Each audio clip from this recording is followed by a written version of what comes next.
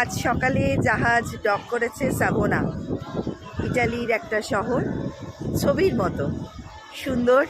আমরা উঠেছিলাম চিভিটাভিকিয়া রোম থেকে। গতকাল সারা রাত জাহাজেই ছিলাম। জাহাজের মুভমেন্ট তেমন কিছু বুঝতে পারিনি। আজ সকালে বন্দরটা দেখে অবাক হয়ে গেছি। এত সুন্দর একটা শহর হতে পারে ভাবাই যায় না।